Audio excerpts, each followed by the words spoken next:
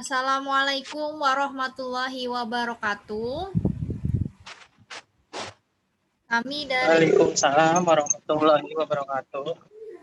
Kami dari kelompok 2 akan mempresentasikan tentang metode pengukuran kepuasan pelanggan terhadap jasa. Dengan nama kelompok, yang pertama itu Rifki Rianto, yang kedua saya sendiri Rizky Alfia, dan yang ketiga Aditya Muklis Herdiansyah. Baiklah, untuk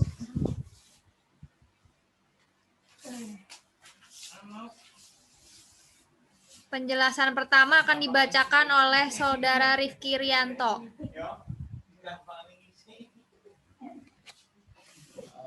Assalamualaikum warahmatullahi wabarakatuh. Waalaikumsalam warahmatullahi wabarakatuh. Saya akan sedikit menjelaskan tentang kepuasan pelanggan terhadap jasa. Yang pertama, identifikasi pelanggan adalah semua orang yang menuntut kita atau perusahaan untuk memenuhi suatu standar kualitas tertentu.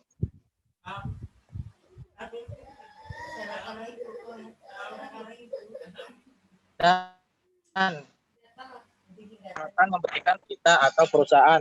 Gasper memberikan beberapa definisi tentang pelanggan, yaitu yang pertama, pelanggan adalah orang yang tidak tergantung kepada kita, tetapi kita yang tergantung padanya. Yang kedua, pelanggan adalah orang yang membawa kita kepada keinginannya. Yang ketiga, tidak ada seorang pun yang pernah menang beradu argumentasi dengan pelanggan. Dan yang keempat, pelanggan adalah orang yang teramat penting yang tidak dapat dihapuskan.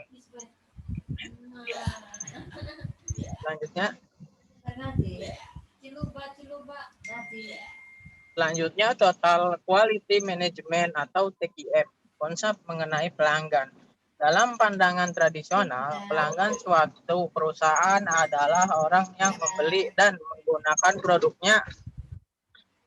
Pelanggan tersebut merupakan orang yang berinteraksi dengan perusahaan setelah proses menghasilkan produk. Sedangkan pihak-pihak yang berinteraksi dengan perusahaan sebelum tahap proses yang menghasilkan produk dipandang sebagai pemasok. Konsep pemasok dan pelanggan diinterpretasikan seperti pada gambar di bawah ini. Dalam perspektif tradisional ini, pelanggan dan pemasok merupakan entitas eksternal.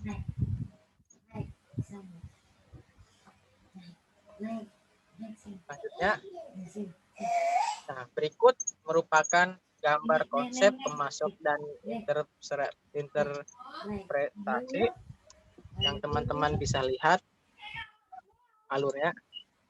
Dan kemudian kita lanjut ke slide berikutnya yang mekanisme memahami akan dibacakan oleh Saudara Aditya. Kepada Saudara Aditya saya persilakan. Baik, selanjutnya mekanisme memahami harapan pelanggan. Robert S. Kaplan dan David V. Norton mengukur perspektif pelanggan berdasarkan model berikut ini. Atribut produk atau jasa terdiri dari fungsionalitas dari produk atau jasa, harga, mutu, dan waktu. Hubungan pelanggan terdiri dari penyampaian produk atau jasa kepada pelanggan yang meliputi dimensi tanggapan dan penyerahan serta bagaimana perasaan pelanggan setelah membeli produk atau jasa dari perusahaan yang bersangkutan. Mutu produk merupakan driver kepuasan pelanggan yang pertama. Mutu produk adalah dimensi global yang terdiri dari 6 elemen, yaitu performance, durability, fitur, reliability, konsistensi, dan desain. Next. Penyebaran fungsi kualitas. Berdasarkan definisinya, QFD atau Quality Function Development merupakan praktek untuk merancang suatu proses sebagai tanggapan terhadap kebutuhan pelanggan. QFD menerjemahkan apa yang dibutuhkan pelanggan menjadi apa yang dihasilkan oleh organisasi. QFD memungkinkan organisasi untuk memprioritaskan kebutuhan pelanggan, menentukan tanggapan inovatif terhadap kebutuhan tersebut, dan memperbaiki proses hingga tercapainya efektivitas maksimum. QFD juga merupakan praktik menunjukkan perbaikan proses yang dapat memungkinkan organisasi untuk melampaui harapan pelanggan. Next. Dapat kita ketahui bahwa secara spesifik manfaat penerapan QFD yaitu sebagai berikut. Yang pertama, meningkatkan kualitas produk. Kedua, meningkatkan kepuasan konsumen. Ketiga, memperpendek time to market. Keempat, mereduksi biaya perancangan. Kelima, meningkatkan komunikasi. Keenam, meningkatkan produktivitas. Ketujuh, meningkatkan keuntungan perusahaan. Definisi dan klasifikasi jasa.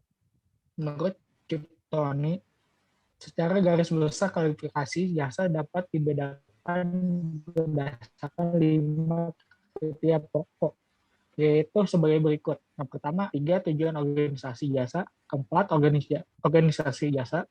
Kelima, tingkat kontak penyedia jasa dan pelanggan.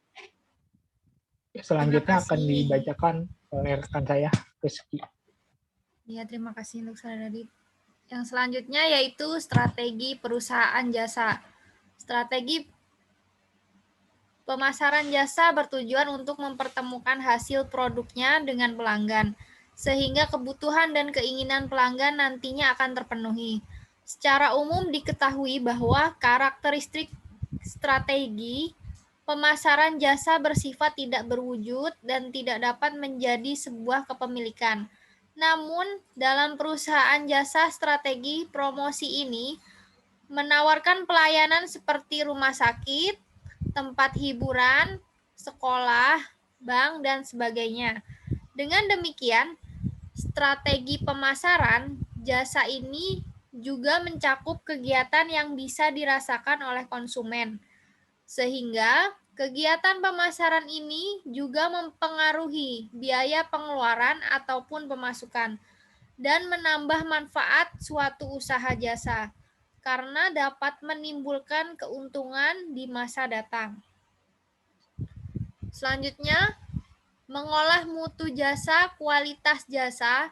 5 penentu mutu jasa disajikan menurut tingkat kepentingannya. Yang pertama, keandalan.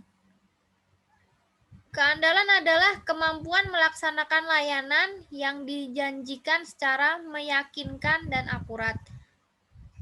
Yang kedua, daya tangkap. Daya tangkap yaitu kesediaan dalam membantu pelanggan dan memberikan jasa secara cepat. Yang ketiga, jaminan.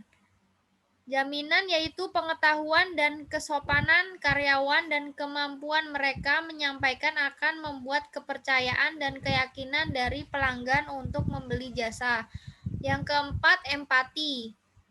Empati adalah kesediaan memberikan perhatian yang khusus kepada masing-masing pelanggan seperti selalu menanyakan kabar pelanggan dan menanyakan apa keluhan dari pelanggan setelah menggunakan jasa dari perusahaan jasa tersebut. Yang kelima, benda berwujud, yaitu penampilan fasilitas fisik, perlengkapan yang disediakan perusahaan, karyawan, dan bahan komunikasi menjadi bahan utama untuk menarik pelanggan membeli jasa. Lalu kemudian prinsip-prinsip manajemen jasa. Jasa sebagai keunggulan kompetitif. Jasa merupakan salah satu keunggulan kompetitif yang saat ini digunakan oleh berbagai perusahaan dalam melakukan strategi. Jasa sebagai penentu jumlah konsumen. Manajemen jasa yang buruk cenderung akan menyebabkan hilangnya konsumen bagi perusahaan. Jasa sebagai penentu profit. Berkurangnya jumlah konsumen dengan sendirinya akan menyebabkan berkurangnya profit yang akan diperoleh perusahaan. Karena perusahaan tidak bisa mempertahankan konsumennya untuk tetap loyal pada perusahaan, disebabkan jasa yang disajikan buruk. Jadi kesimpulannya adalah pengukuran kualitas jasa dipandang sangat penting bagi perusahaan, yang mana dapat berguna untuk mengukur kesenjangan antara harapan dan persepsi konsumen tentang jasa yang diberikan perusahaan jasa. Hal itu dimaksudkan sebagai umpan balik untuk mengukur kualitas dan koreksi apabila kualitas tersebut kurang memuaskan konsumen. Pengukuran kualitas jasa dipandang sangat penting bagi perusahaan, yang mana dapat berguna untuk mengukur kesenjangan antara harapan dan persepsi konsumen tentang jasa yang diberikan perusahaan jasa. Hal itu dimaksudkan sebagai umpan balik untuk mengukur kualitas dan koreksi apabila kualitas tersebut kurang memuaskan konsumen. Terima kasih. Jadi, itulah presentasi yang dapat kami sampaikan dari kelompok 2. Kurang lebihnya mohon maaf. Wassalamualaikum warahmatullahi wabarakatuh. Waalaikumsalam.